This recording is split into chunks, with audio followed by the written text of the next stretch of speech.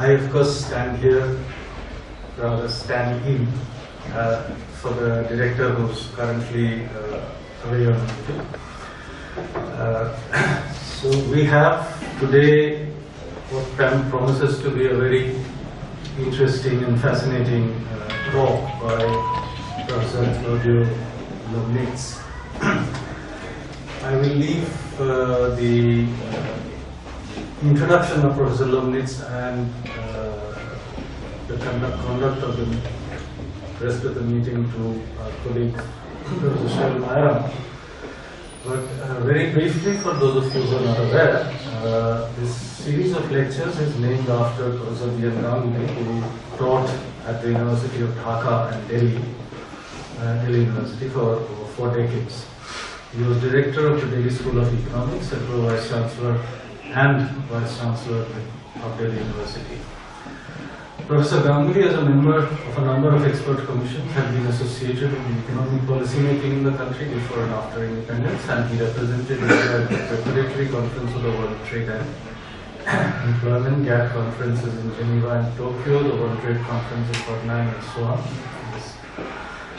Professor Ganguli was a member also of the group of consultants appointed by the UN Secretary General for the study of economic and social consequences of disarmament in 1960. He was also past president of the Indian Economic Association and the Indian Agricultural Economics Association, Indian Labour Economics Association, and so on.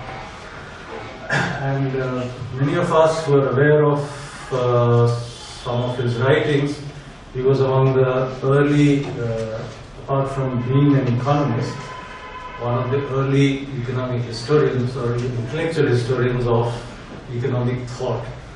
And his work on 19th century debates on equality, 19th century debates on economics, as well as on the concept of equality among Indian economists and thinkers, has been quite important and early landmarks in a certain time of economic intellectual history.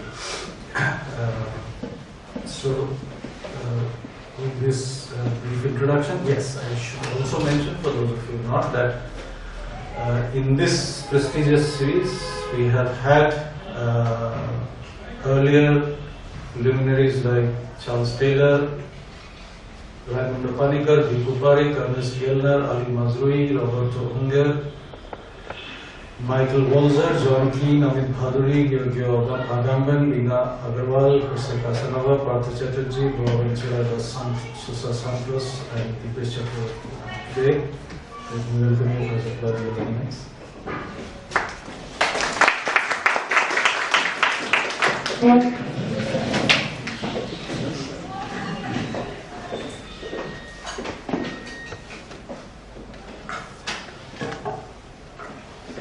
Good evening, friends. It's a truly happy moment to welcome Claudio Lomnitz, who is the Campbell Family Professor of Anthropology and the Director of the Center for Mexican Studies at Columbia University. Among his well-known works are Death and the Idea of Mexico, and most recently, The Return of Comrade Ricardo Flores Magón. There is also a volume of essays that I'm more familiar with, which was written over 2 decades, titled Deep Mexico, Silent Mexico, which presents an anthropology of nationalism and a historical sociology of the Mexican national space.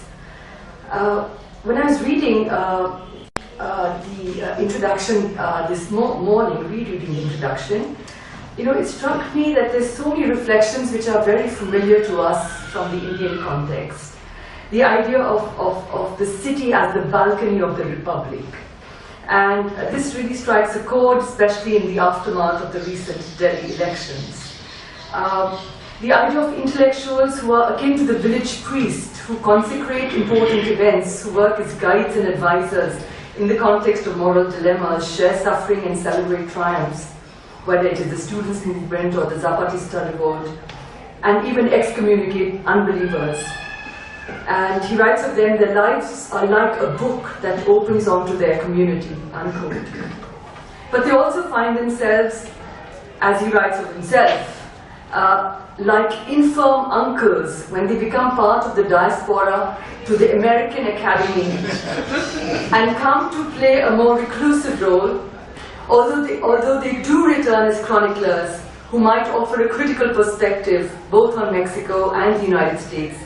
And I think this is very important, as there are many who predict that there might be a Hispanic president of the United States in the near future. He writes of nationality as a moving horizon and refers to Octavio Paz, who is much loved in India, who wrote in 1950 that only a small section regarded themselves as members of the national community. But since then, there is a large mass who think of themselves as Mexican. And he writes of citizen actors who point to the relation between the people and the polity, rights and obligations, death and silence, which are Siamese twins.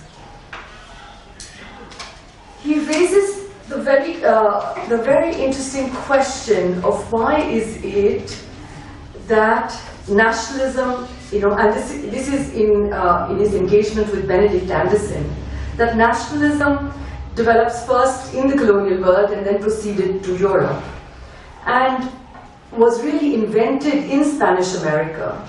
But the question he's asking really is, why are there a series of nationalisms, the Chilean, the Peruvian, and the Bolivian, rather than a single Spanish American nationalism? And there's a very interesting picture that he presents of colonial administrative practices that divided the Creoles from the peninsulars by reserving the highest offices of the empire for the peninsulars and confining the Creoles instead, who are the bureaucrats, to administrative units of their origin. And it was these Creole bureaucrats who then had a provincial, territorial political imaginary and contributed then to the making of these multiple nationalisms. Professor Lomnitz challenges the idea that, and Benedict Anderson's idea, that nationalism is about, quote unquote, deep horizontal camaraderie, and instead argues that it is about hierarchical relationships. Anderson emphasizes the relationship between nationalism and sacrifice. Claudio Lomnitz instead emphasizes that ideological appeals come with the coercive, moral, or economic force of other social relationships, whether it is to defend home and hearth, the pressure of a local community, and the coercive apparatus of a state. He also questions Benedict Anderson's thesis that the national community, and points out that the national community is not about equality and fraternity, but more about an idiom for articulating ties of dependence to the state through citizenship, as when a peasant invokes his citizenship stating that he has descended from Aztec ancestors in petitioning for a school, or when he resists induction into the army. Today's lecture promises a social drama. And I believe here he is invoking Victor Turner's celebrated work, Dramas, Fields, and Metaphors, where the idea of the social drama is used both as method and metaphor. And so you have a province and a Catholic city and a cast of characters including orphans, a lady from a rancher elite, but also the police and soldiers, media and militia, and drug cartels. And of course, the family and the rule of law. Professor Lomnitz.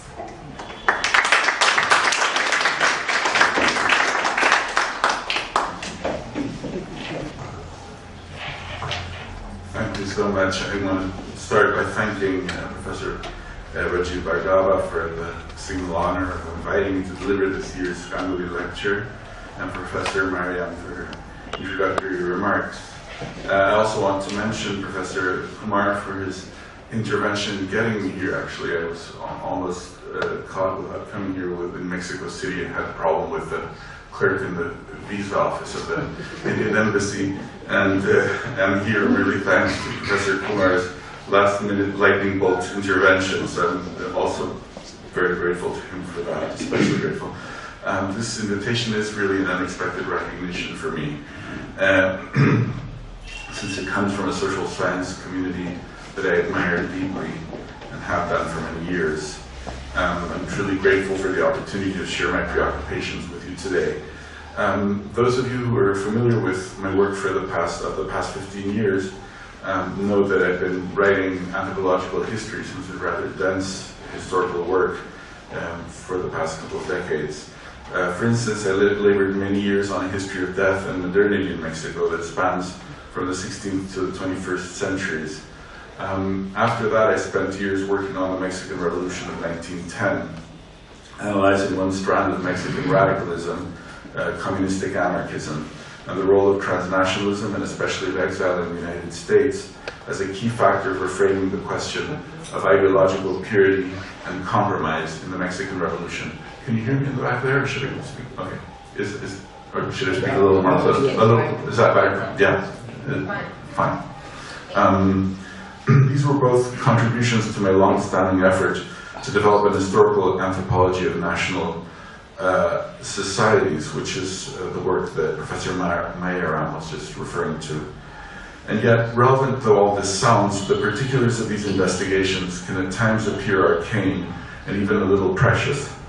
Understanding the changing attitudes towards purgatory, which was critical to my analysis of religious transformation in the 16th and 17th century New Spain, for instance, seems today little more than an erudite subject. So does understanding the finer points of the history of reading amongst working class militants at the turn of the 20th century.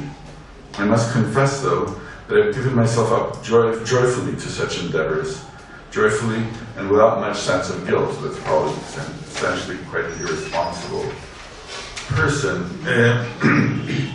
But when I consider why I have not felt that research of this kind is useless, I must admit that I found some reassurance from another very different kind of work. Work that is prone to many more errors and misgivings, but that is nourished by the vitality of the everyday. This is my routine work in the press, principally in the Mexico City press.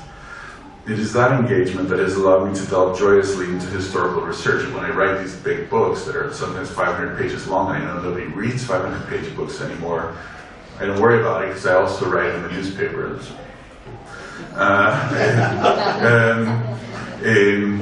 Work in the press has helped give my historical work a sense of ultimate relevance. My presentation today comes out of my engagement with the press. I don't at the moment yet have a new historical project in the works. It often takes me a few years to develop those projects, and I only recently concluded my book on the Mexican Revolution.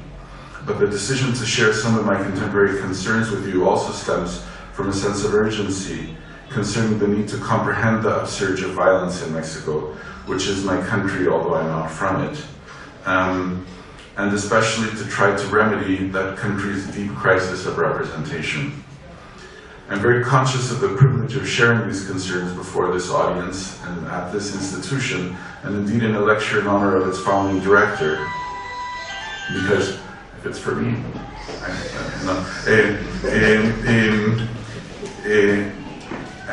because I'm conscious of this because of the absence of the concept of development since Mexico's neoliberal transition of 1982, and its substitution by the mindless fetishism of growth.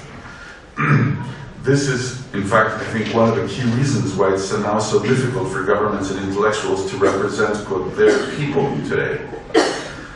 For while the concept of development, with all of its faults, at least implied adhering to collective goals and to a notion of social transformation, and in fact to a kind of philosophical anthropology that involved fulfillment, transformation and fulfillment, the concept of growth is empty.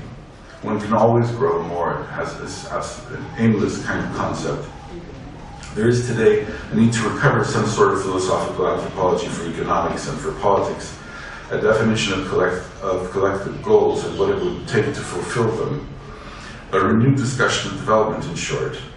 Coming to CSDS today to discuss Mexico's current crisis of representation implies working to recover the question of development and rejecting growth as the sole measure of progress.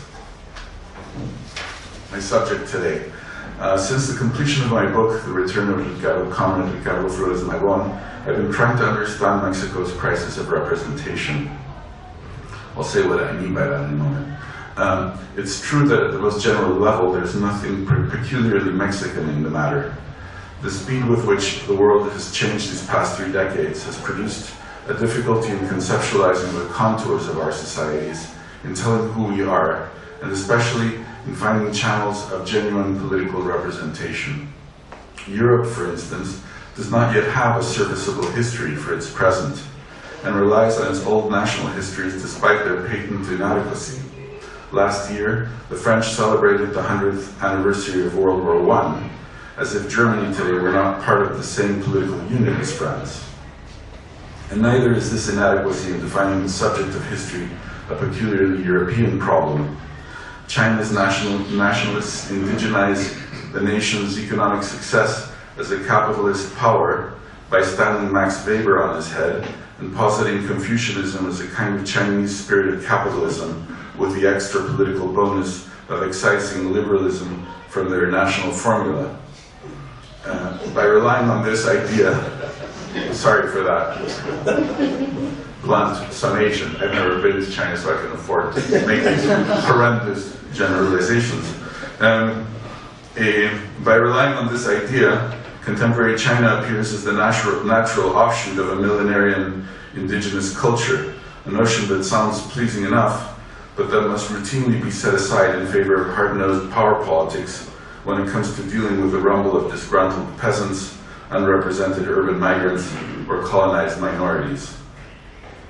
Broadly speaking, today's crisis of representation is generated by tensions between the fluidity of capital investments and migratory circuits on one hand, and the fixity of political territories on the other. On the cultural plane, these tensions manifest a kind of disjoint between political ritual and the history of political subjects. For the past few months, I've been focusing on 2 recent instances that allow for deep inspection of Mexico's crisis of representation.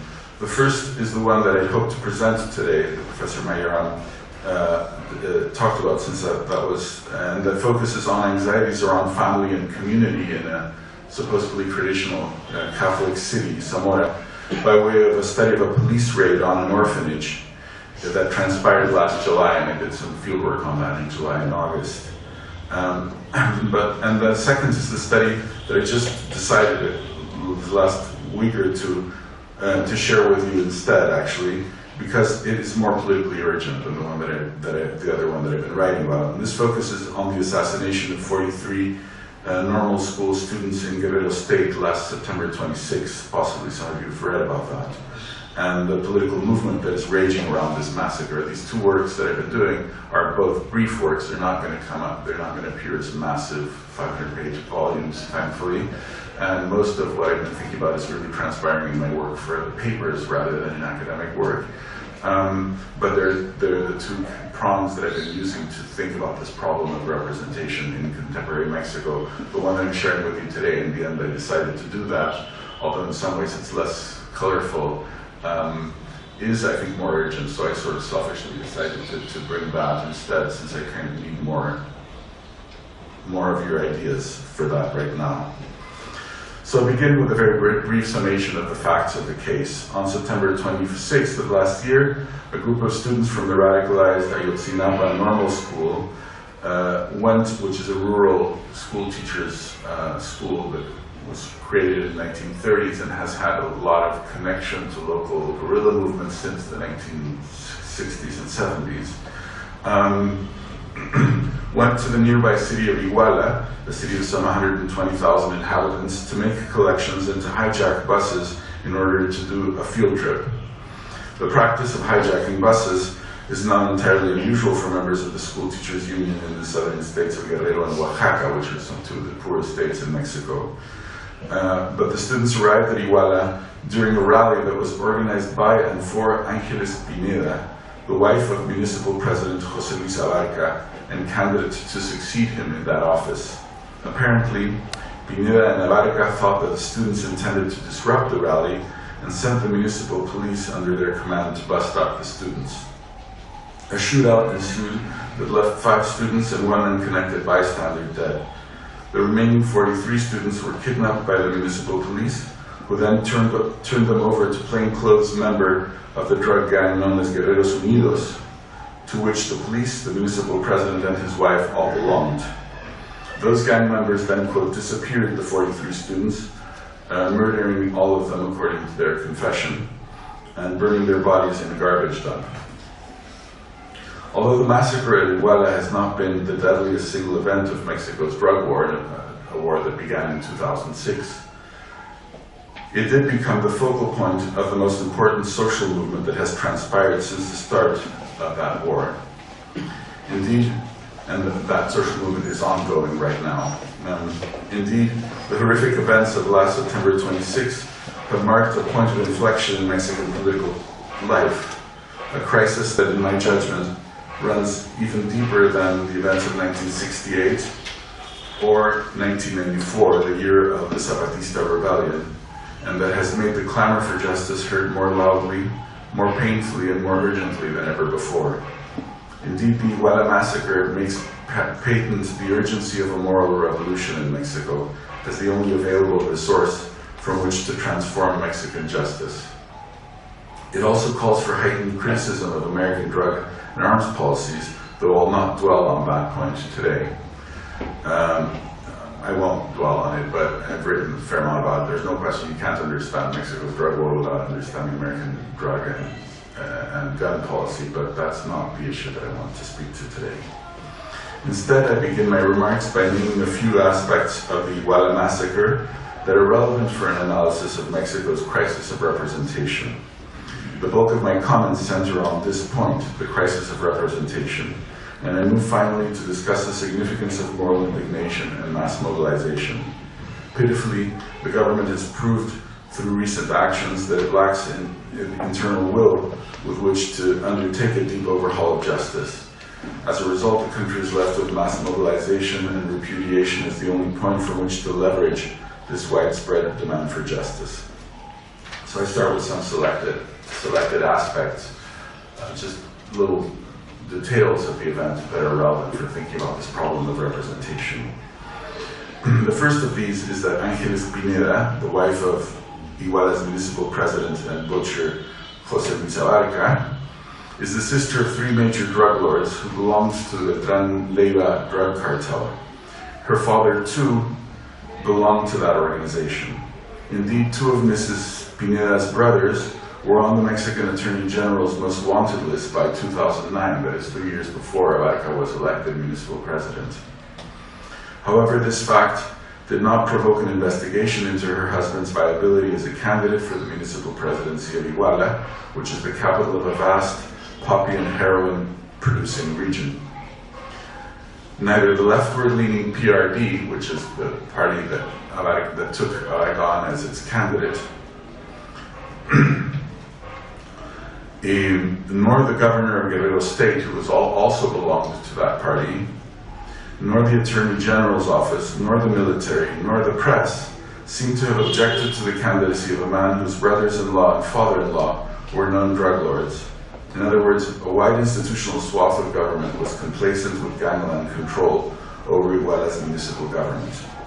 Second, the shootings, abduction, and subsequent massacre of the students of the Ayotzinapa Normal School began because the busloads of students entered Iguala at the moment when there was a rally led by Ángeles Pineda as head of the local Department of Child Protection, DIF. The students, as I mentioned, were thought to be intent on disrupting that rally, which was a warm-up for the anointment of Ángeles Pineda as her husband's successor to the Iguala municipal presidency. Journalist Esteban Illades pointed out in his reportage on the events that the commander of the 27th Infantry Battalion, which is the battalion stationed in that region of Guerrero, a very violent region where it's very hot drug war for years, had a front row seat at the Ángeles Pineda event, suggesting military quiescence at best or complacency at worst with regard to the Abarca Pineda clan's hold on claims on local power. Third, Municipal President José Luis Abarca began his career selling sandals at the local market. By the time of last year's killings, though, the young man was registered as owning 19 properties in Iguala, including the city's biggest mall. This process of inexplicable enrichment was also not the subject of any governmental scrutiny. Neither was Abarca's rampant nepotism. José Luis Abarca hired 11 family members in Iguala's municipal government, amongst them a nephew, a thug named Felipe Flores, as head of the local security forces, a cousin as the municipal accountant, and another nephew as head of municipal personnel.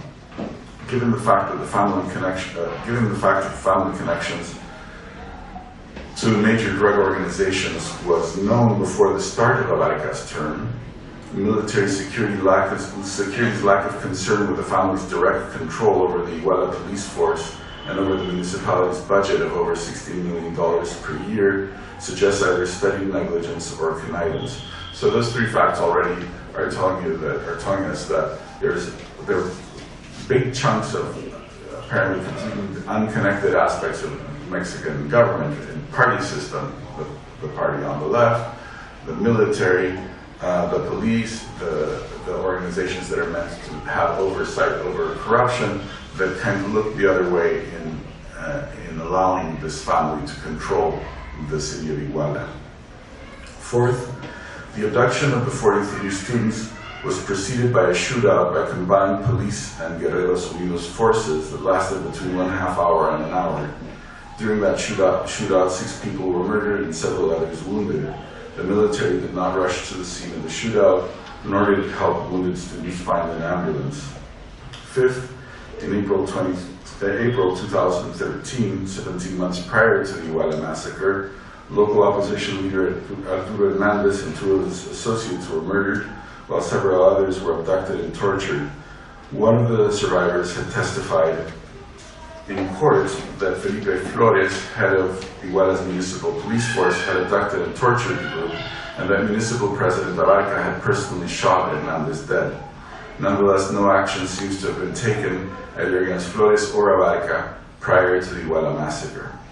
Finally, when the Attorney General's office took charge of the investigation, that is, when finally it was attracted as an investigation worthy of the federal government rather than the local or state affair, it began turning up one clandestine collective grave after another, 19 graves in the first couple of weeks, and a good number of subsequent finds.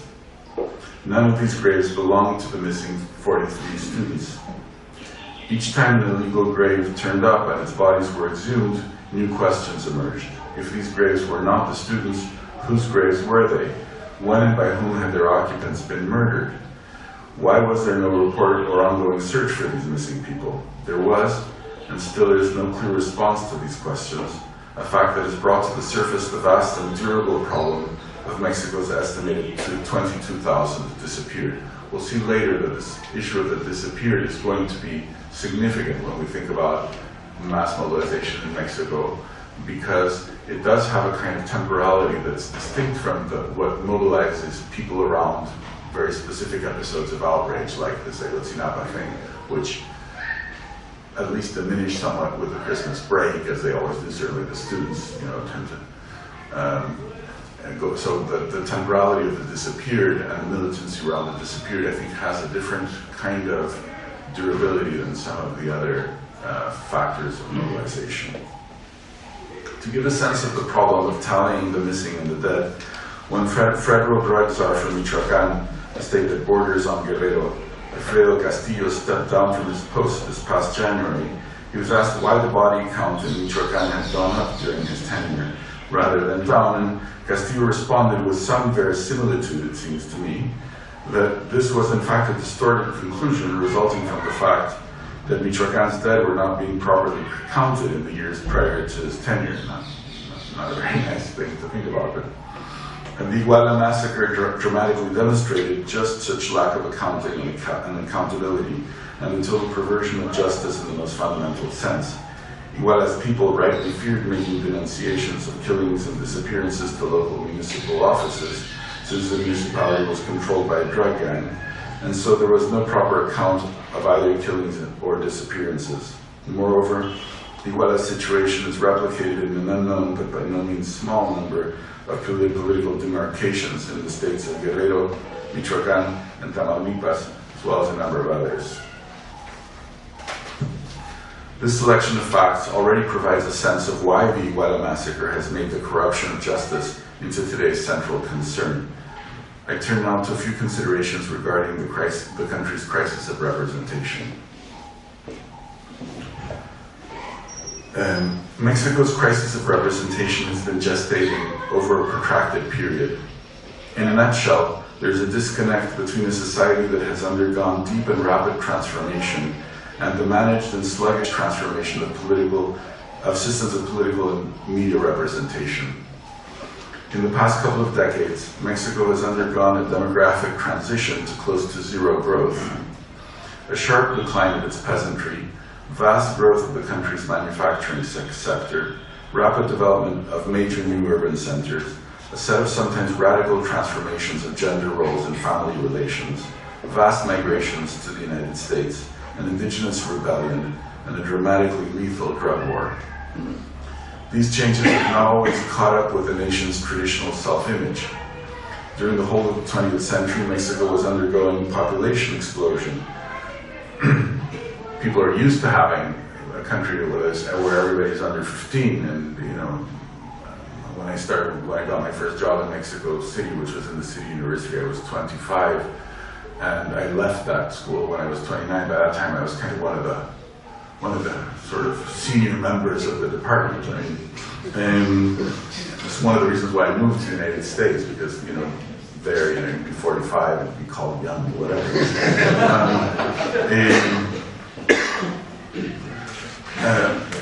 For most of the century, too, Mexico saw itself as a country with a robust peasantry, very much identified with the peasant culture as a source of its nationalism. Today, many villages have lost their men and women of working age who have migrated to cities in Mexico or to the United States. In the meantime, Mexico's export-oriented manufacturing sector has grown substantially. These are just a few examples, but the disconnect between national image and emerging realities is very considerable and leaves room for much misrepresentation.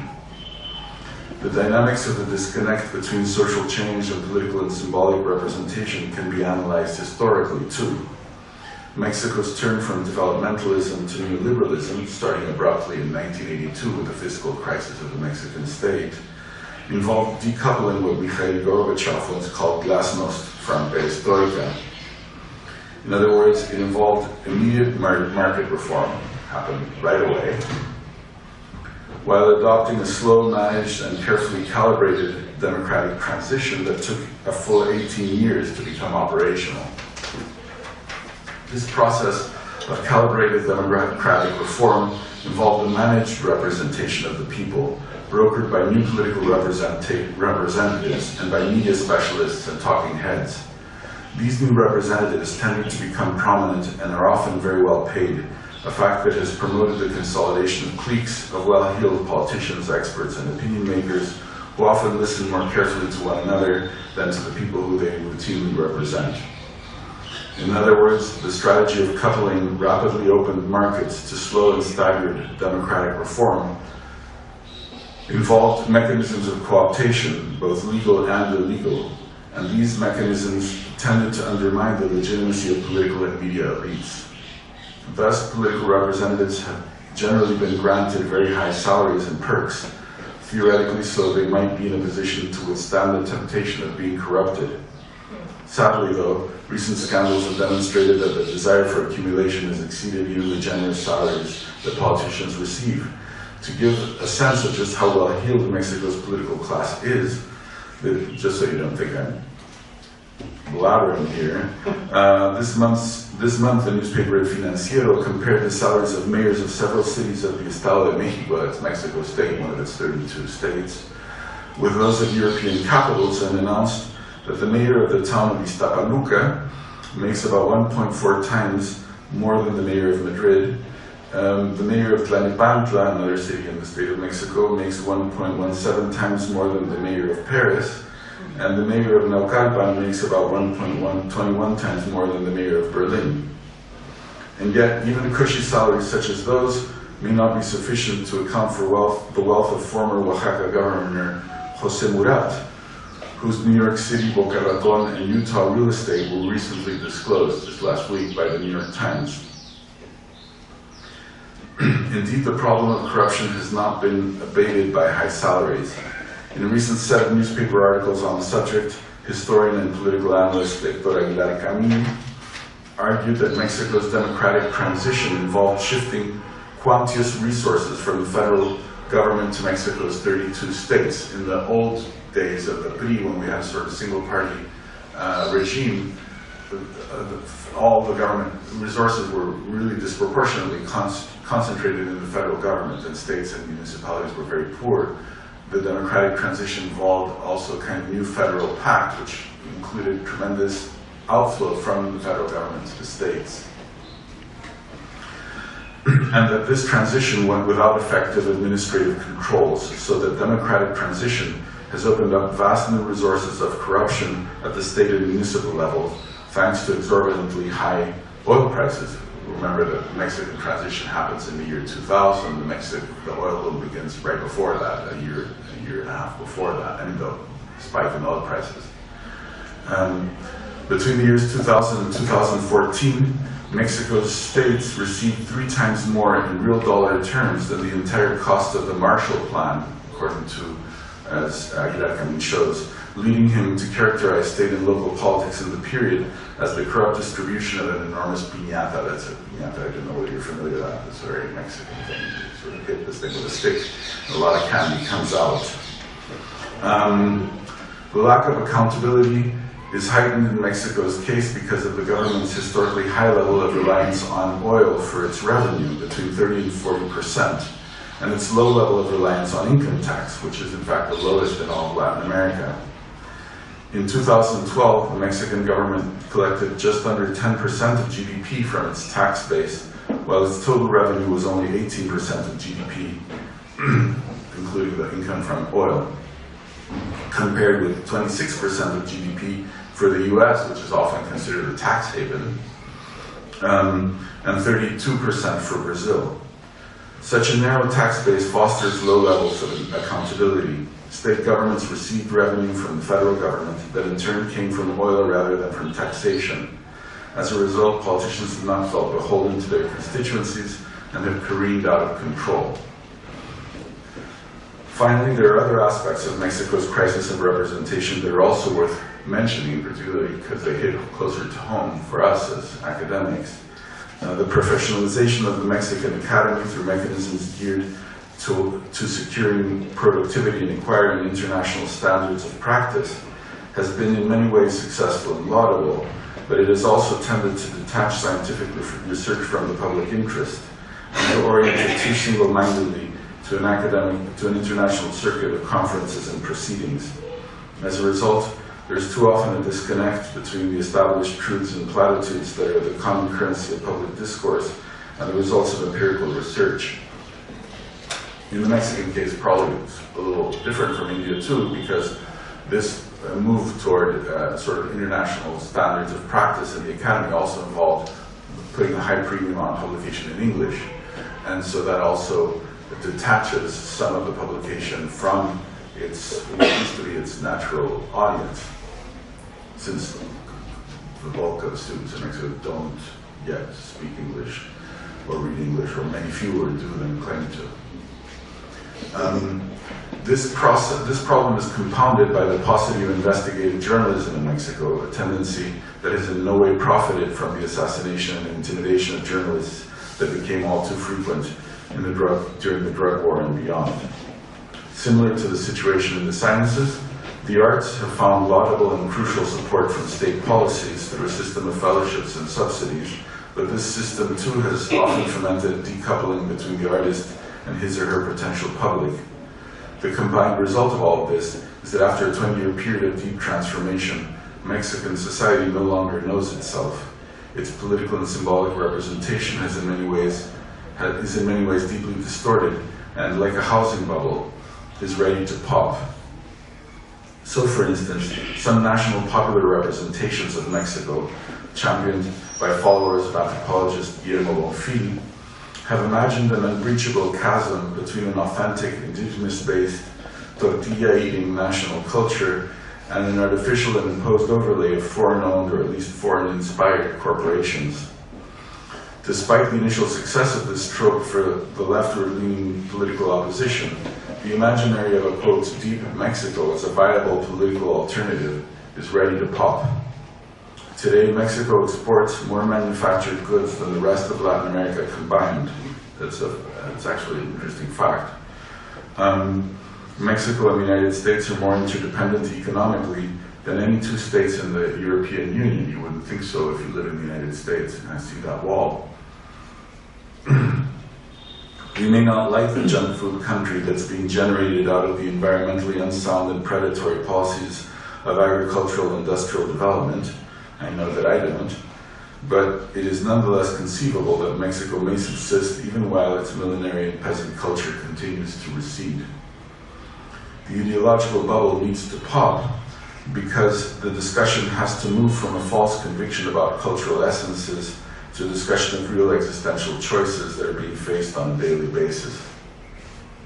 On the political right, this ideology of the deep Mexico was embraced in the 1980s and 90s by the left, or as portions of the left. On the political right, the problem can be at least as dramatic. The entrenched classism and the attendant racism and sexism of much of Mexico's institutional practice finds its limits in everyday experience, where mobility and transgression are increasingly present and visible. In order to maintain the conservative illusion of a stable order, new forms of segregation spring up, but usually with a sense that the conservative oasis is under pressure and drying up, and always with an uneasy feeling that one may one day wake up to find that one's country is no longer one's own. One poignant example can be seen in an image. In the worst years of violence in Ciudad Juarez, a major city that's on the border with Texas, has about 2 or 3 million inhabitants, and that during those years was, I think, the least safe city in the world, or maybe the second, but it was, certainly less safe than Baghdad. The city's mayor chose to live with his family in El Paso, that is the American city right across the border, and to commute from there.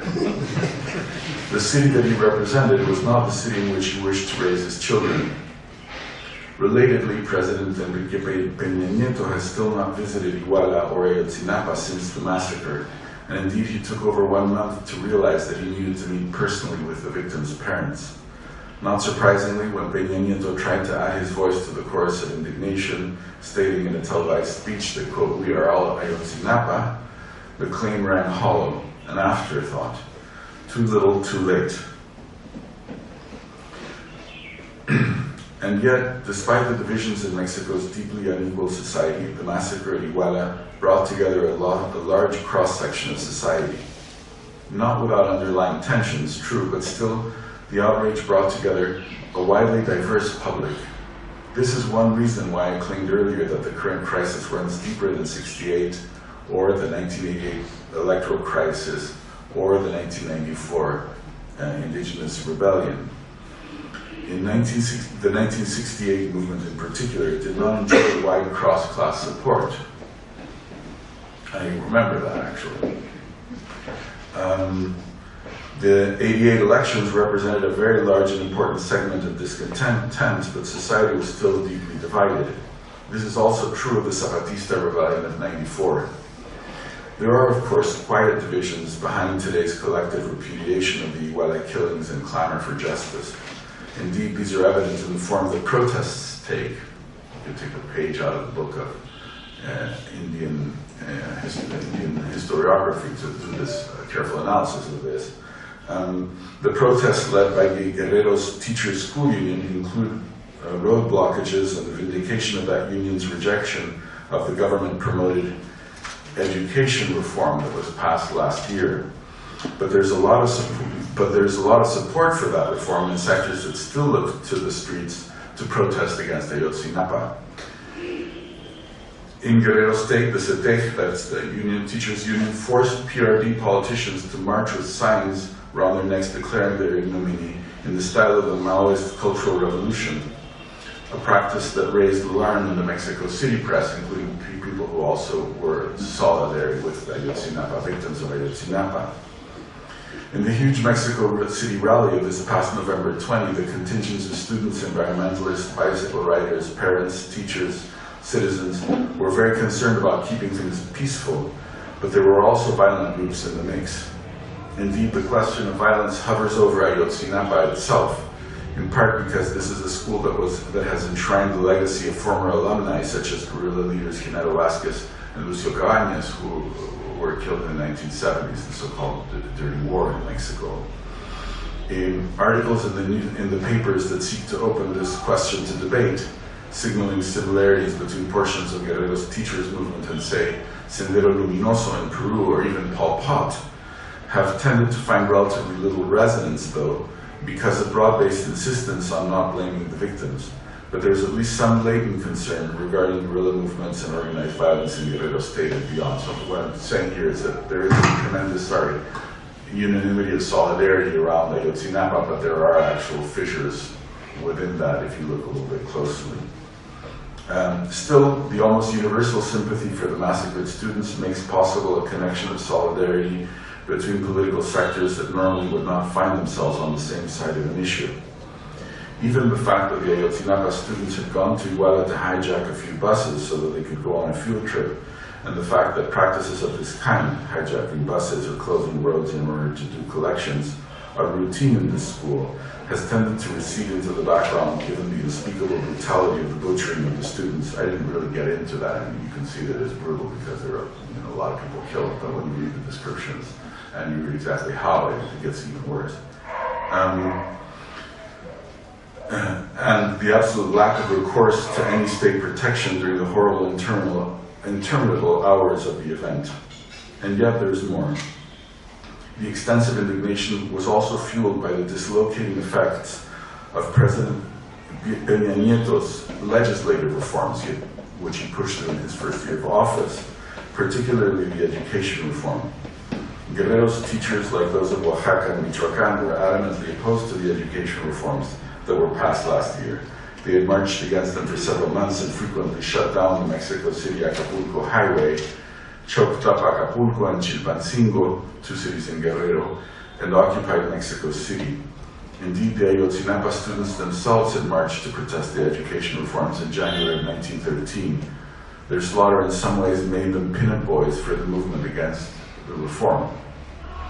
On the other hand, although B.N.'s reform of the energy sector, that is oil, privatizing portions of Pemex, of the nationalized oil industry, did not produce as many mass mobilizations as the education reform did, it did generate some discontent, as did B.N.'s fiscal reform and some of the other pieces of legislation that the government had passed in an amazingly successful flurry of legislative activity under the umbrella of a political pact between the three major political parties.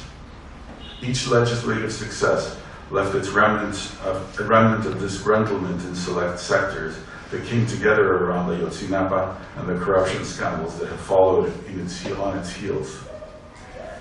Beyond that, but beyond these conjunctural factors, there's a deep-setted logic behind the current animus of moral transvaluation that goes beyond this or that interest group and is not merely the result of some militant voluntarism.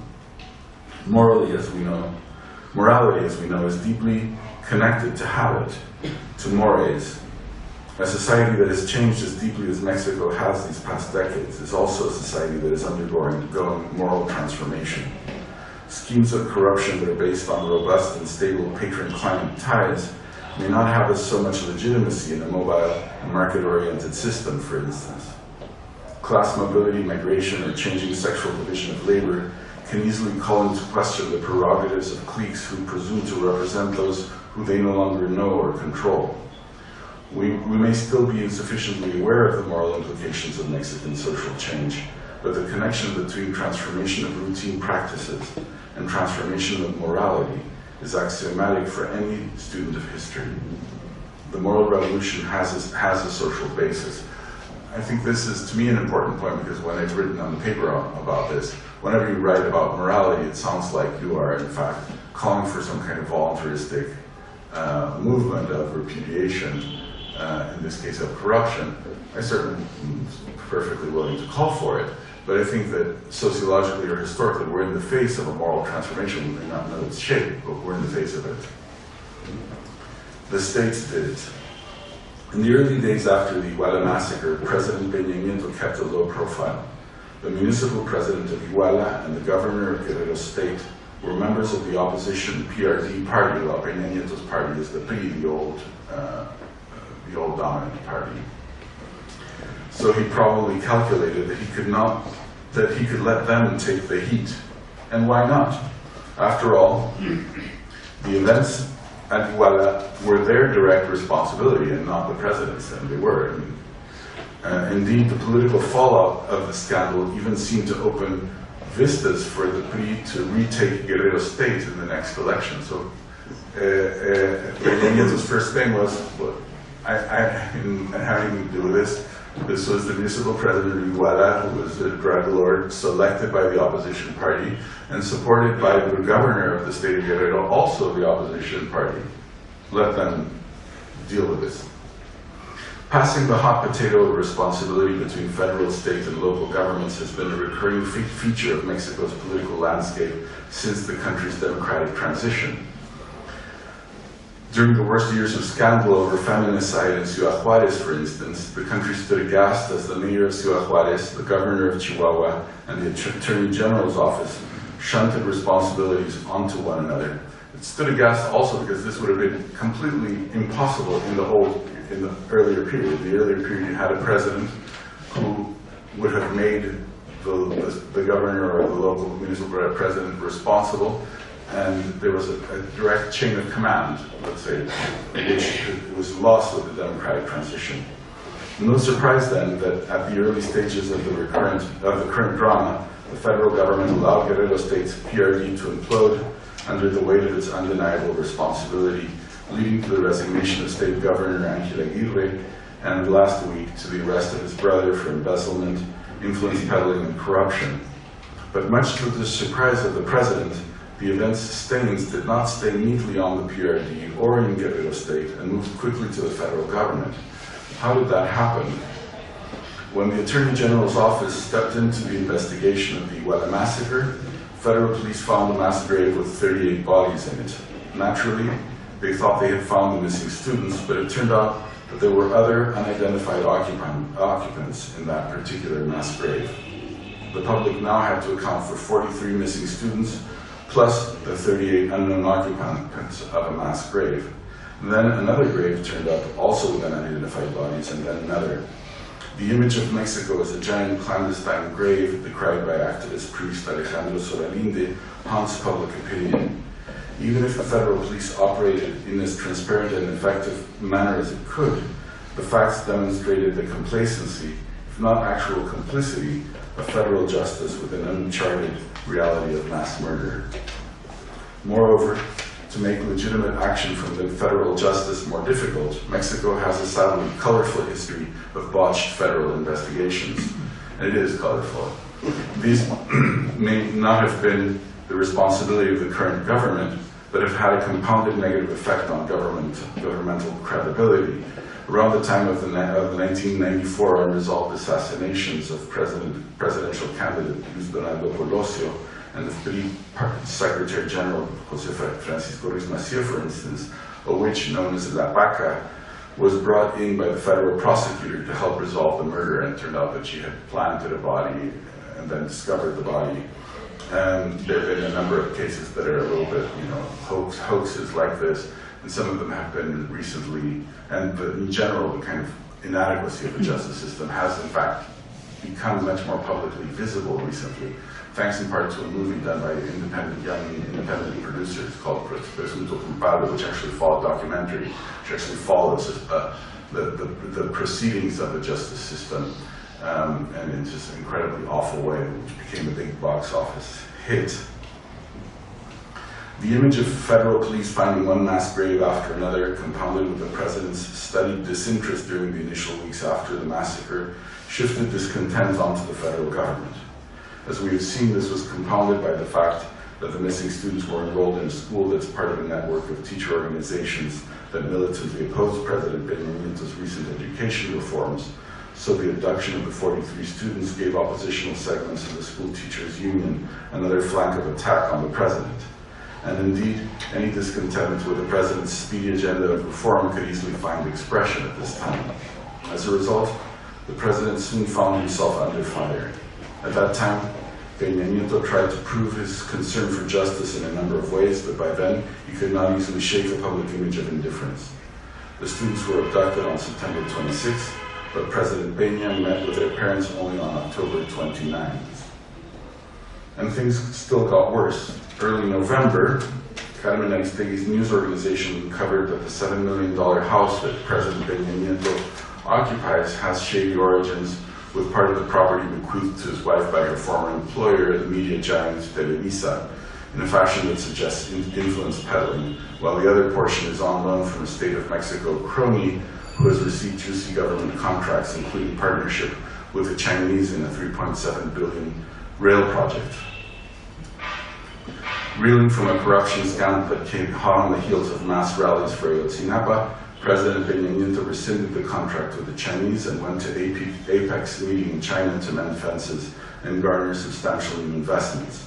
But he left Mexico just at the time when the rallies for the missing had gone viral.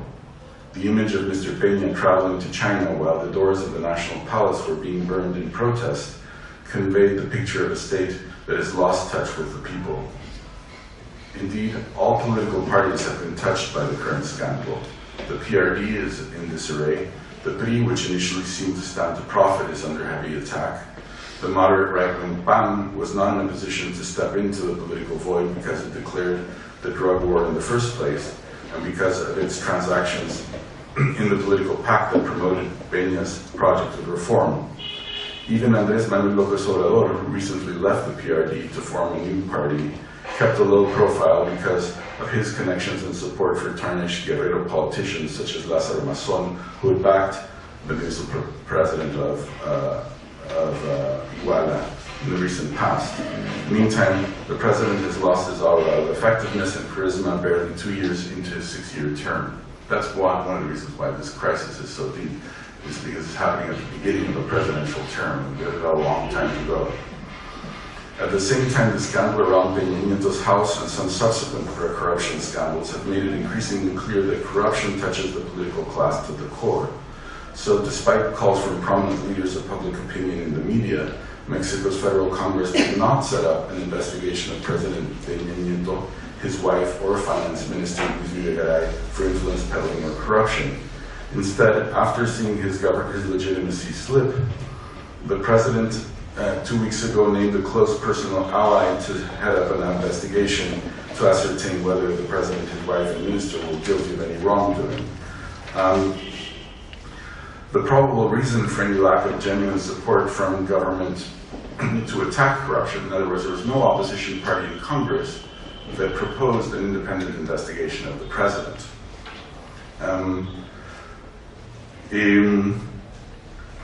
Well, basically, that situation is, I think, symptomatic of this business that I was talking about before, that is corruption in the states and local governments have led the Congress to be hauled in its capacity even to point at corruption in the president that is from the opposition party.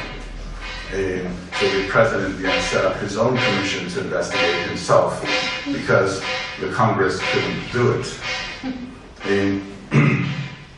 As a result, the clamor for justice today is the only real source of pressure on the government, for it is clear that the government will not act of its own accord. This conclusion, which is in many ways depressing, is nevertheless not quite hopeless.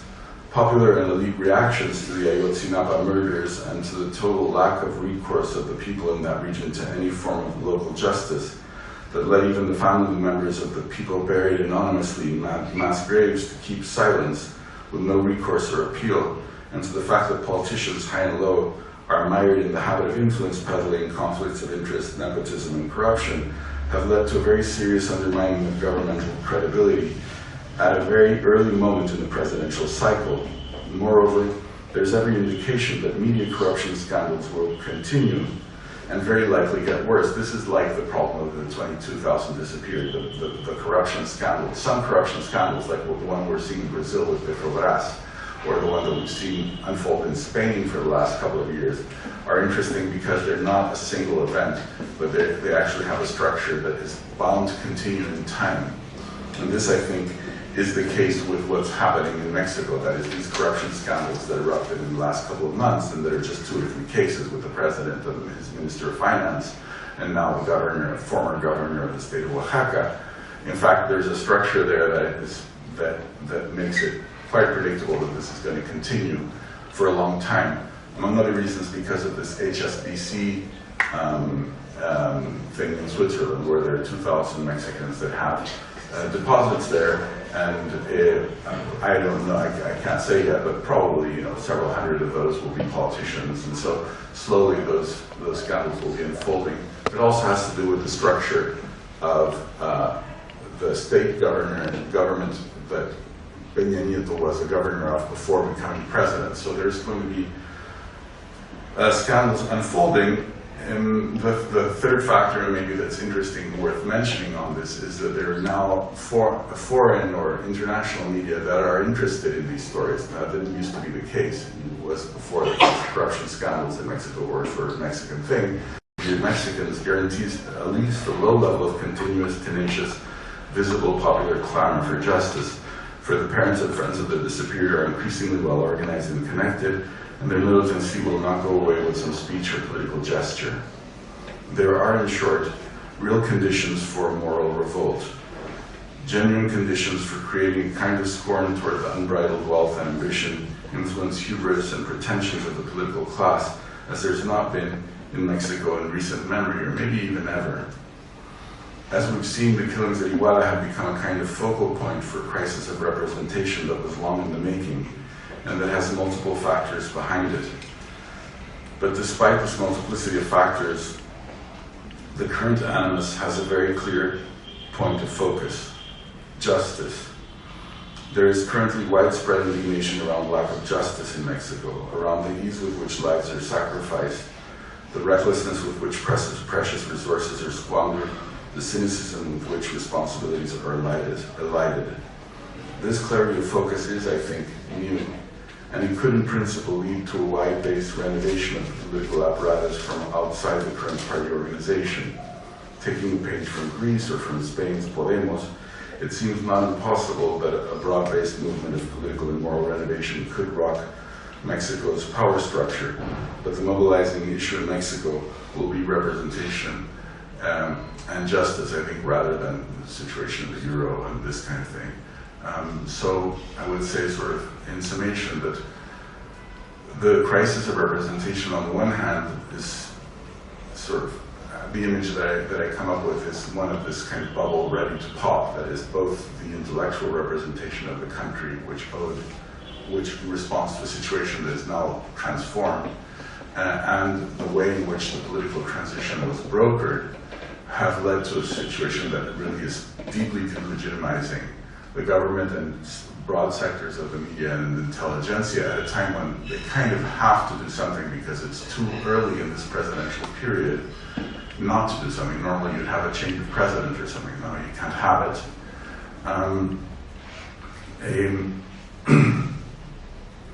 On the other hand, I think that we have a kind of moral, it's not a moral revolution is too sort of optimistic way of putting it, but let's say moral transformation that is certainly afoot in Mexico and that we don't yet know very much about. So the part of, I think, the work that we would have as researchers right now would be to document what the moral transformation is. That is, what does the fact that Mexico is no longer principally a peasant country, that the fact that it's a major manufacturing country, the fact that it has such a large proportion of its society living in the United States, all of these things, what does that actually mean from the point of view of habits, from the point of view of morality, and from the point of view of critique? And it's possible that that that field, it seems to me, between actual day-to-day practice and the crumbling of all the apparatus of representation might provide real political energy. That at least is my hope. So, thanks.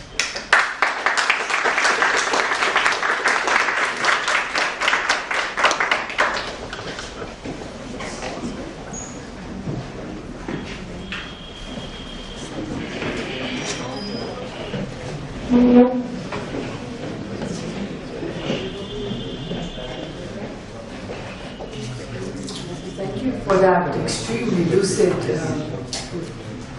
picture of contemporary Mexico. Normally in a memorial lecture, the tradition of CSDS has been that we don't have questions immediately after. But I think we decided last year to depart from the script. Is that the case? Depends on the speaker. Yeah, I think it would only do justice to any intellectual and particularly an intellectual like Professor B.N.Ganguli if one actually had a critical discussion following such an interesting lecture. So the presentation is now open for comments and questions. Yeah, Rita. Do I need the mic? Okay, such a mic here. Oh. Yeah. Thank you so much for that excellent lecture. The case that you were discussing is one that I guess most of us are aware of. And, I have a lot of questions, but I'm going to just ask one, and then if I have time, I'll ask more later. Basically, you mentioned in passing that this event, which was so shocking for Mexico and for the rest of the world, was actually not the most necessarily gruesome or I don't know, violent event that took place in Mexico's recent history. So, and just to contextualize my question, I am based in Pakistan, but I'm in Delhi now for a few months at the CSDS. And thinking about Pakistan, we have these events, these kind of extremely violent events regularly that we all know about. And recently we had an extremely violent event in Peshawar in a school, as you all know. And after that moment, I thought perhaps that would be a turning point or one of these kind of key events that, as this event seems to be in Mexico. And it wasn't. I mean, there were protests and then they died down, and I found it quite unbelievable that didn't push people over the edge, and then again next week and again the week after, 10, 20, 30, 40, 50 people killed, and nothing. So I wonder why this one event was such a turning point and did spark that kind of movement, and what it takes for that to happen.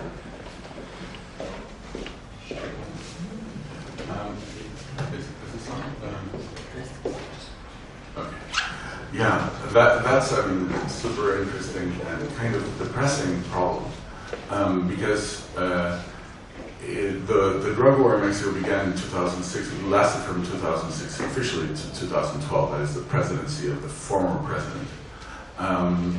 And the people calculate usually about 70,000 people killed during those 6 years, which is a lot of people.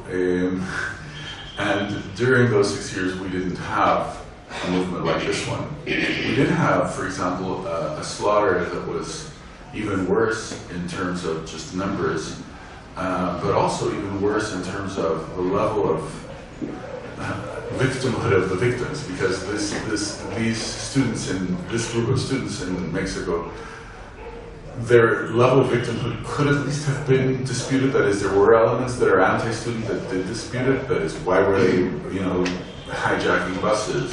Were they connected, or are they connected to radical movements that are in fact violent? That kind of thing. But the massacre that I'm thinking of, for instance, which would happen in a town called San Fernando in Tamaulipas, 72 Central American migrants were murdered, most of them, 15, 16, 17-year-olds. for reasons that are still quite opaque. I know the parents of one of those kids, and it's absolutely it's just a heart-wrenching story. And there was no mobilization. It was a big scandal, but there was no major mobilization of it the way that you're describing. One might think in that case that part of the reason why there wasn't was because most of the victims were Central Americans rather than Mexicans, so they didn't have local parents and the like that could mobilize.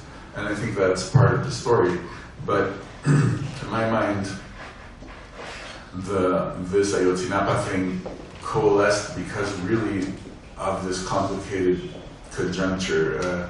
Some of it had to do with the reforms, the fact that the teachers' union, this sector of the teachers' union of those states, Guerrero and Oaxaca, is very well militant, very well organized, and had been organizing because of these reforms. So they had a kind of social base there that was already highly mobilized and around a different set of issues, and that took these as kind of martyrs of theirs. That's part of it. Part of it, I think, is what I'm talking about now, what I talked about now, which is this diffuse sense of just, fed up with the party system and the fact that the people who were directly responsible for the massacre were people from the party on the left. Basically, they sort of finished discrediting the whole political spectrum. If you look at the whole spectrum of the political parties. And that, I think, was also somewhat fortuitous situation. So my analysis for this is in part then conjunctural. I mean, if I were to try to abstract what I'm saying, but it's that there are definitely conjunctural aspects around the productivity of a particular event, political productivity of a particular event.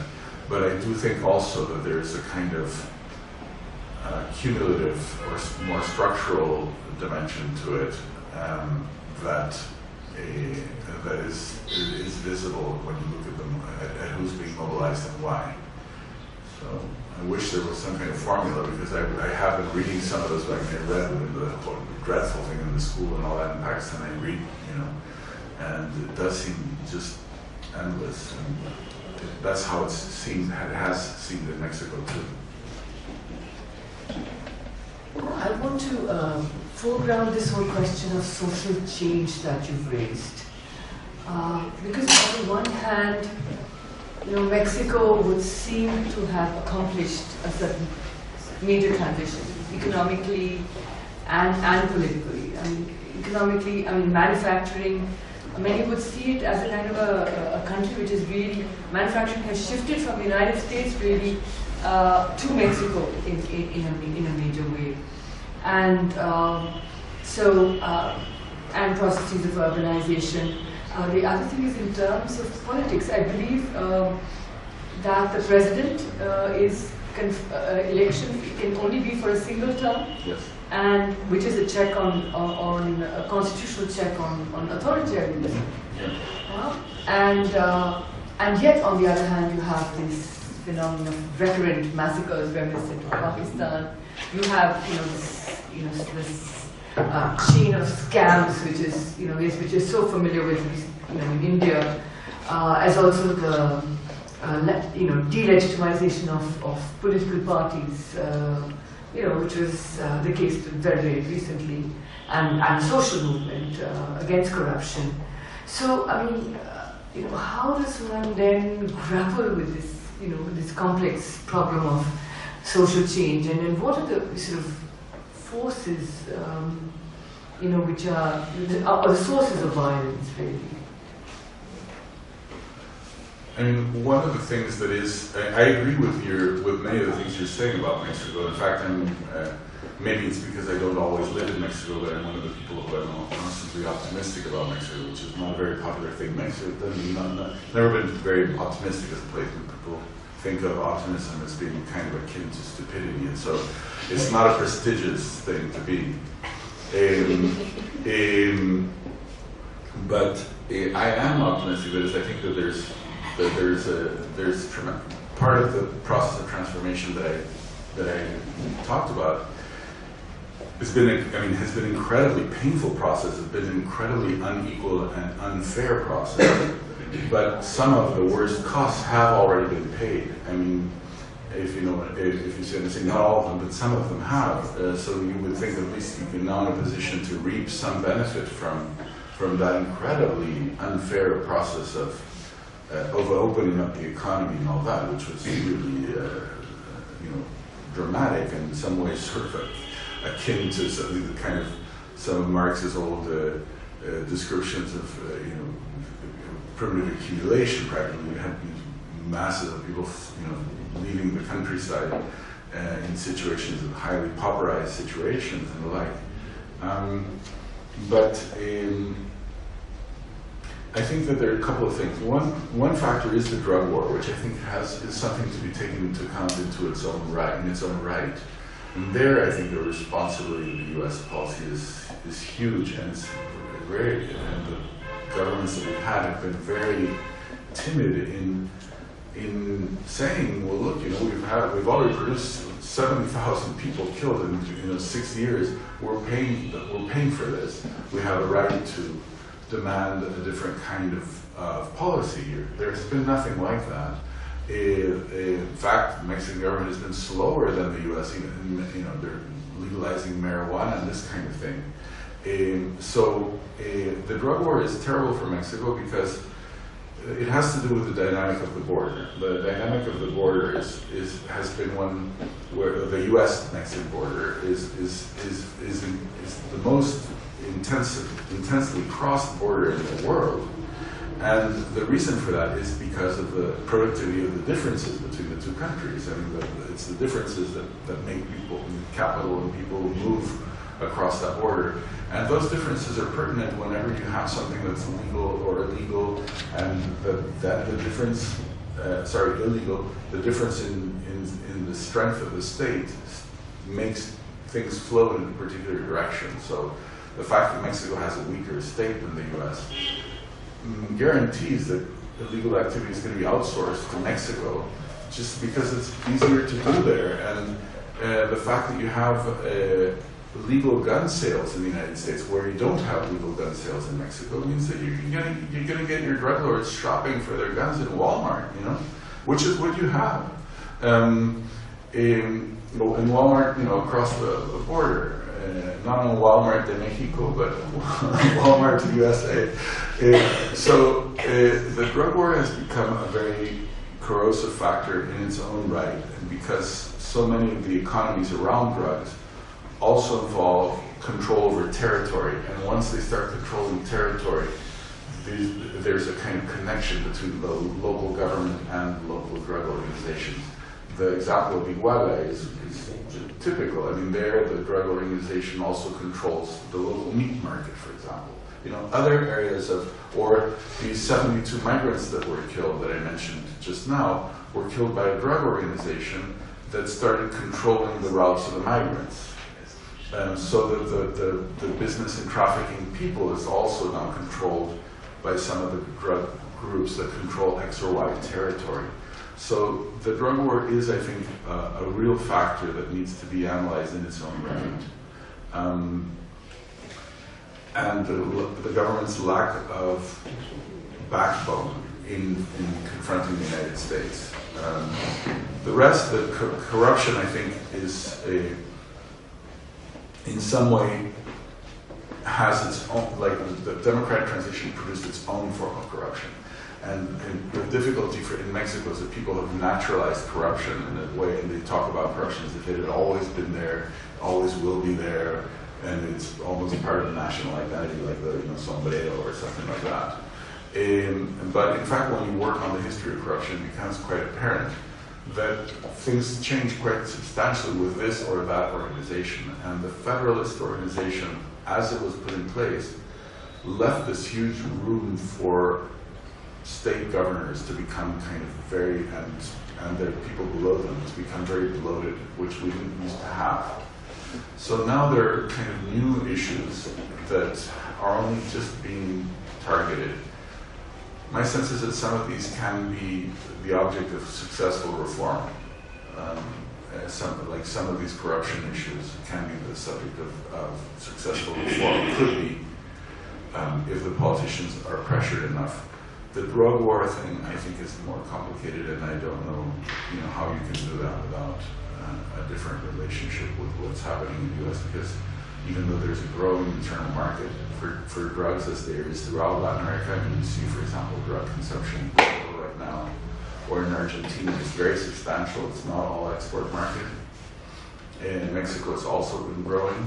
Still, the American market is huge and very lucrative, so I think they have to do something about this. So there's a question there, yeah.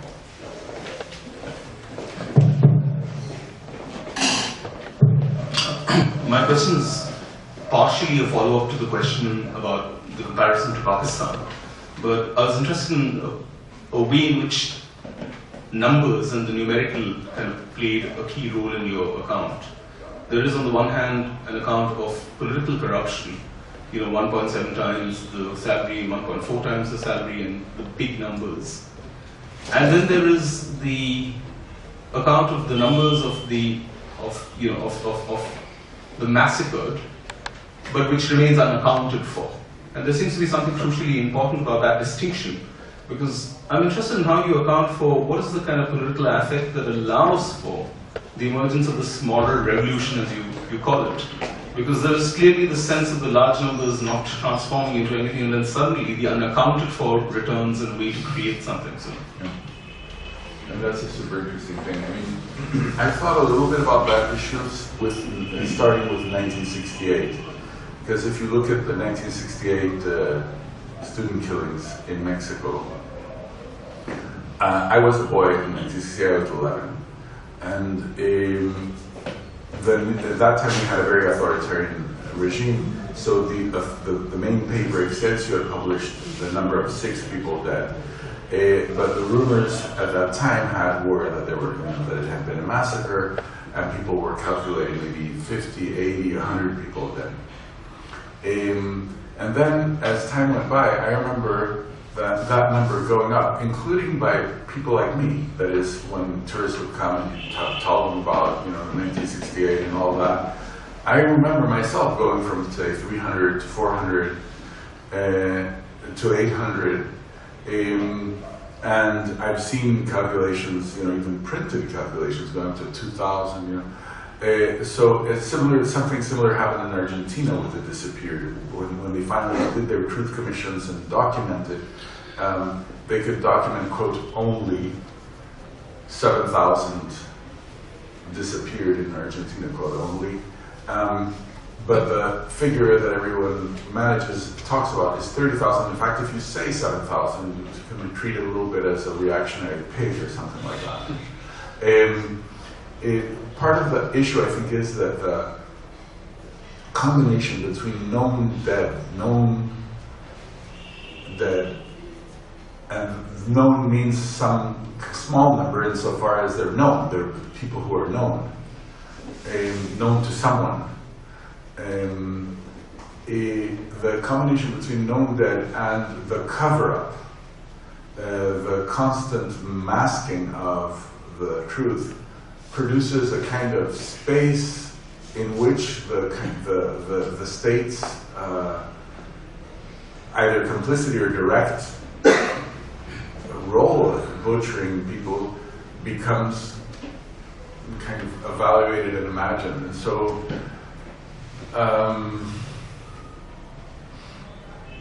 I think that, I don't know exactly how to respond to your question, but I think that there is a space, what you were asked about, that is the question of affect, and is somewhat how it moves in that space, because you know that it's the state that you're accusing is actually impinging on your life in numerous kinds of visible ways, and that the number of dead is both kind of known and unknown, and that combination then allows for kind of the number itself to become sort of sensitive to the sentiment, if you know what I mean.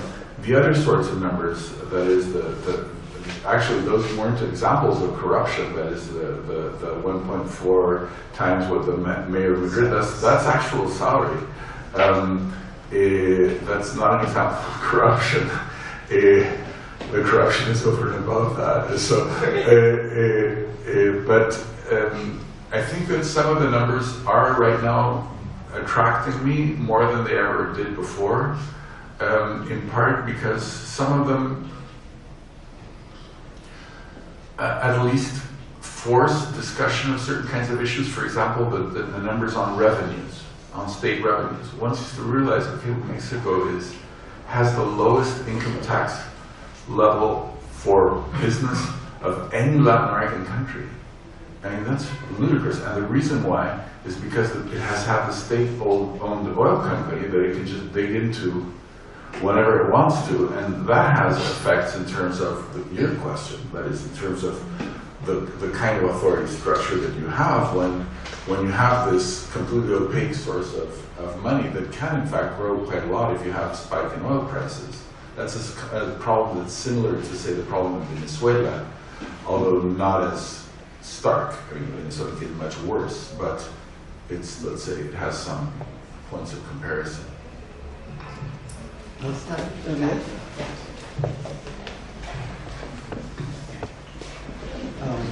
was just wondering if the moral imagining or reimagining, shall we say, the possibility of resistance, which you alluded to, also draws to some extent upon the power of literature to be able to evoke precisely that sense of outrage. And one, of course, was reminded of a long-term resident of Mexico's work, Marquez, who passed very recently in 100 Years of Solitude, and the whole question of the erasure of the memory of the massacre of the banana company workers, and how that question of numbers became so sort of ambiguous in terms of how that was sought to be sort of concealed from the public, shall we say, domain by the state. But coming back to the Mexican context, one also sort of thinking of the earlier sort of accounts, like the novel by Juan Rulfo, Pedro Paramo, of the kind of effects of large-scale industrialization and movements from the villages to the cities. The coast towns created then, the journey back to the fount of memory, which actually entails the discovery of multiple coasts, and how that sense of haunting is sort of being so persistent. Also, perhaps, I was thinking of Octavio Paz's account of the cult of death, or the festivals in which there could actually be a kind of confrontation with the figure of death in perhaps a different sort of way than one might have envisaged, insofar as death is actually someone you can actually establish a relationship to. So how does the literary imagination in some ways intersect with or reconfigure the moral imagination and the affects which we've been speaking of? That's a very interesting question. I answer only very tentatively. My sense is, on the one hand, you have in Mexico this very dynamic tradition that you referred to. And a number of authors, including through 68 and all of that, and even Marcos himself in the Zapatista Rebellion can be seen as a writer, even principally as a writer to a large extent, that is crafting a broad-based revolt in the writing, and quite successfully. So yes, you have this tremendous, I think, creative tradition there, and I think the creative tradition is there. I don't see yet the writer right now that's doing this. Maybe there's also some diversification of the media. That is, right now there's for example, I mentioned the documentary film. There's other kinds of interventions right now. Some of it is kind of web-based and the like. That is, I think, having this kind of fertility in terms of production of images and resonance of images. I think, on the other hand, too, that what I mentioned about the government's policy toward the arts and the academies has had a problematic effect, because my sense too is, here I am optimistic again. I think that bubble is also ready to pop. That is not, and it's ready to pop because people just want to write or want to create in a way that has these kinds of connections. And the system that had been set up was a little bit too kind of self-contained artistically, in a world, let's say, of fellowships and accounting for the fellowships that was too disconnected from audiences and from publics. So I think that some of that is breaking down, but there is a sense, I think, in which there was a fair amount of sometimes quite good, high-quality artistic production in Mexico that was nonetheless, because of the system of production, not because of the nature of the cultural object, a little bit disconnected if you compare it to the writings that you're talking about. I mean, someone like Rulfo that you mentioned, or Paz, can be thought, well, they can be hard enough to read, but they also weren't hard enough to, they were and they weren't. That is, there was something about the way in which that was proposed and circulated that had quite broad effects and became quite wide reference. And something about these systems that had, the same is true for academic production. The system of academic production that was put in place has, on the one hand, made for a much more robust academy than you used to have in Mexico. When I was studying in the 70s, really the level of concentration of the academy in Mexico City was almost absolute. I know I exaggerate, I'm a Mexico City person, I tend to, see it that way, but I think there's a lot of objective truth to that. It's no longer the case. I mean, you now have, a lot of institutions with good research, good students and everything all over the place. So some of the effects of this has been, multiplied effects have been quite important, but at the same time they've tended to kind of close in the discussion into the group of specialists, and this is a big problem. So we let that, Raju, you have a question. Okay, we let that be the last question then. Sure. Thank you, Claudio. It's such a rich and thick description that I've got so many questions in mind that I feel that I have to rewind and listen to many things again and then come up with a more coherent question.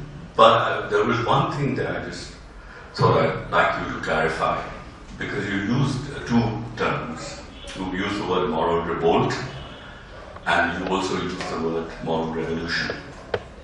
And in revolts, at least to my mind, there is something, there can be recurrent, and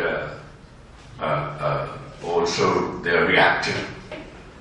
And revolution seems like something of a breakthrough, and fundamentally transformative. And so if it is something like moral revolution that you're talking about, then I have to get a clear sense, because the word justice, for example, seems like a very unlikely candidate in some ways for the sort of thing that you're talking about. So anyway, I just thought I'd like to know a little more about, where is there something really fundamental which is changing, or is this something which keeps happening from time to time, and what we're witnessing is, one more of? I think that part of it, this question is leads to really some of my hopes, or let's say that's the way in which I'm positioning myself in the current conjuncture, more than I think that if you look at it objectively, you could say that there's a recurrent structure, and therefore a structure of revolt rather than a structure of revolution. On the other hand, or at least conditions for some kind of deeper transformation, I think that there are conditions for a deeper transformation. That's my own sense. And the paper that I didn't present, the twin of this one, the one that is about family, it just seemed a little less urgent, but really that's the crux of it. The crux of it is around, it's a case of an orphanage that was created by a Catholic lady who was in her 80s, and she created like 50 years ago. And that in order to respond in part to all the homelessness problems, the street children, orphans, all this kind of thing, she created this thing, she called it a family, like Gran Familia. And it started then growing and growing and growing, because the amount of sort of dislocation and shock that it had to absorb, kept growing. And so, as a result, this family ideology that she created sort of morphed into this completely unrecognizable, sort of deteriorated into this kind of sort of Dickensian kind of an institution. And so you have this almost, I don't know how to explain this, but let's say it depends on what angle you look at this family. Look at it one way, it's this incredible, sort of wonderful example of kind of a militant Catholicism at its best. You look at it in another angle, and it looks really like it's something out of the Copperfield, right? And in that sense, the family as a solution has been there have been kind of some monumental failures recently of the family as solution. The other example that I have also from the state of Michoacán is from the drug trafficking. That is, if you look at the history of recent history of drug trafficking in that state, which is a very Catholic state, the first big drug organization that moved into it was from outside the state, these Zetas, very ruthless, originated in the Mexican military, that became this kind of rogue, very violent drug cartel. They moved into Michoacán, controlled Michoacán. They started getting hated by all people in Michoacán, including the drug people in Michoacán. The drug people in Michoacán organized to oust them, and they organized their own cartel, which ousted them. What was that cartel called? The family, right? The Michoacán family. And then when the Michoacán family started raping Michoacán daughters and looting Michoacán businesses and taxing Michoacán people started getting fed up with that. A new drug organization ousted them. They call themselves the Knights Templar, that is, the guardians of religion, right? Which is, of course, the guardian of the family. And they ousted the Gran Familia. And then they started raping and doing the same thing. And now you have these other organizations that are called, community defense groups that ousted the Knights Templar, but then some of them became infiltrated by drug organizations. So if you look at the history of drug organizations in that region, which is what you also have a constant kind of reconstitution of the fantasy of community and the fantasy of the family as the solution to this lack of justice, but constantly imploding.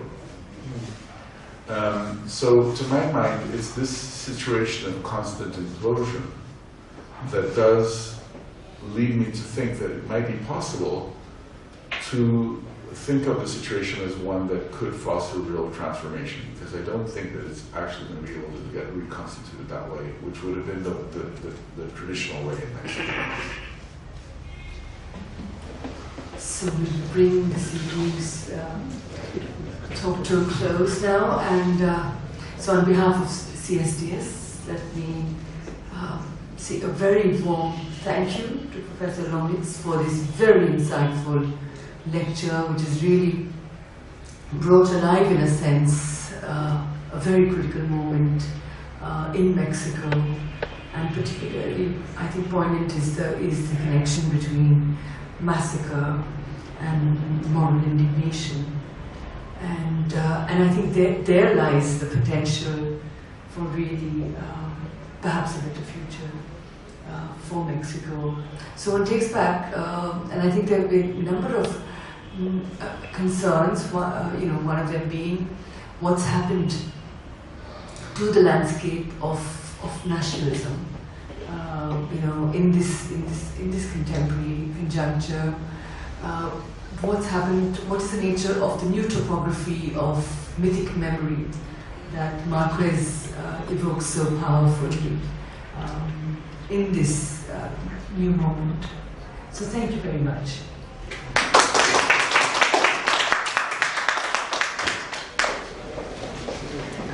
Carlos.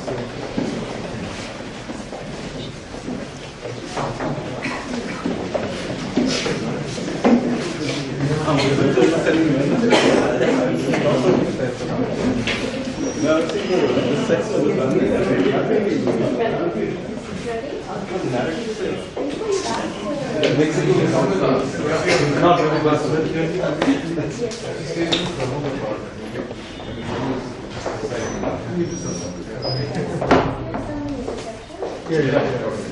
Hi, how are you?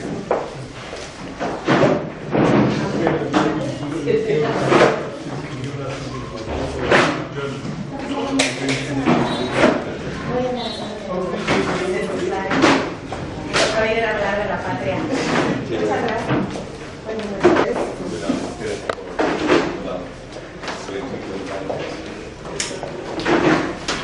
May I have your signature, please, on this book, which, being a historian, I like to find and when you started on the fantasy of the family, I felt there was another 5 somewhere. I know, I kept actually